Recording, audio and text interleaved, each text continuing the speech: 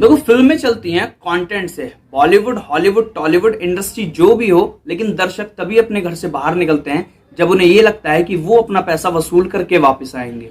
पिछले दिनों रिलीज हुई भूल भुलैया 2 और धाकड़, दोनों एक ही दिन रिलीज हुई, लेकिन एक फिल्म 100 करोड़ के पार पहुंच गई और दूसरी फिल्म संघर्ष करते हुए फ्लॉप हो गई। और ताजा रिपोर्ट्स की माने तो धाकड़ को OTT प्लेटफॉर्म्स तक नहीं मिल रहे हैं। ऐसा क्यों हुआ, आइए चर्चा करते हैं। हेलो एंड नमस्ते, मैं हूं निशांत और द रिव्यू कैफे पर आपका स्वागत है। भूल भुलैया 2 जब ट्रेलर आया तो लोगों ने कार्तिक आर्यन को क्या क्या नहीं कहा, अक्षय कुमार की सस्ती कॉपी, नकली कॉपी। और जब फिल्म रिलीज हुई तो वही लोग कार्तिक आर्यन की तारीफ में कसीदे पढ़ने लगे। ऐसा इसलिए हुआ कि जैसी लोग एक्सपेक्टेशन रख रहे थे कि फिल्म रीमेक होगी, फिल्म की कहानी फिर वही पहली वाली भूल भुलैया की तरह हमें दिखाई जाएगी, वो बिल्कुल नहीं हुआ। कहानी बिल्कुल टोटली अलग थी और लोगों की सोच कार्तिक आर्यन को लेकर एकदम से बदल गई थी। लेकिन जब धाकड़ का ट्रेलर आया था तो ट्रेलर अच्छा था, लेकिन जब फिल्म रिलीज हुई तो स्लो स्क्रीन प्ले और प्रेडिक्टेबल सीन्स के चलते फिल्म ऑडियंस से कनेक्शन बनाने में दूर रही।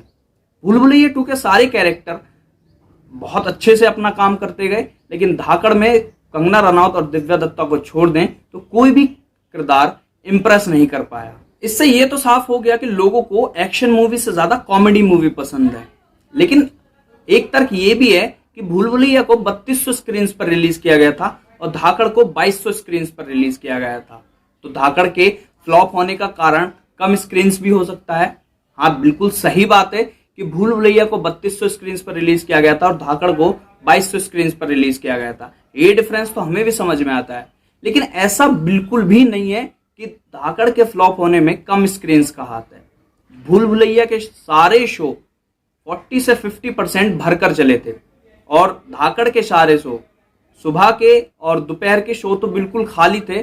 उसके बाद रात को जरूर उनके शो ठीक ठाक चले थे, लेकिन उस समय तक लोगों पे भूल भुलैया 2 का सुरूर चढ़ चुका था और नतीजा ये निकला कि भूल भुलैया का ओपनिंग डे 14 करोड़ का रहा, वहीं धाकड़ सिर्फ 1 करोड़ 20 लाख का कलेक्शन कर पाई।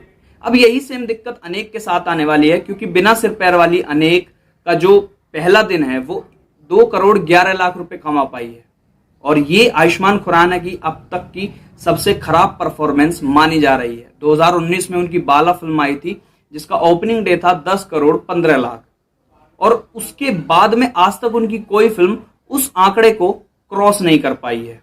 कुछ लोग अनेक को एक प्रोपेगेंडा फिल्म भी मान रहे हैं, जो फिल्म के जरिए करंट की सेंट्रल गवर्नमेंट पर एक ताना है, लेकिन फिल्म उतनी इंप्रेसिव है भी नहीं जितनी की उम्मीद थी। उसके चलते अगर भूल भुलैया 2 अब 200 करोड़ भी कमा लेती है तो ये कोई चौंकने वाली बात नहीं होगी।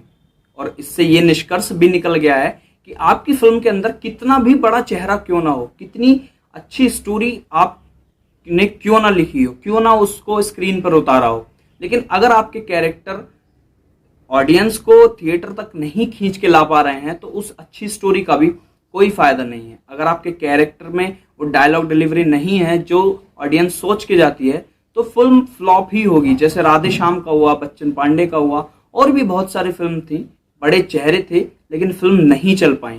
कारण यही है कि ऑडियंस को एंगेज करने में कहीं ना कहीं नाकामयाब साबित हुई है। देखो, अभी 3 जून को एक और बड़ा क्लैश होने वाला है। 3 जून को मेजर, पृथ्वीराज और विक्रम तीनों एक ही डेट में रिलीज होने वाली हैं और MX प्लेयर पर आश्रम वेब सीरीज भी रिलीज होने वाली है। तो अब मान के चलिए कि 3 जून को सबसे बड़ा क्लैश इस साल का होने जा रहा है। आपका क्या रिएक्शन है? आप कमेंट सेक्शन में अपना रिएक्शन छोड़ सकते हैं। बाकी मिलते हैं आपसे अगले वीडियो में, तब तक के लिए जय हिंद, वंदे मातरम।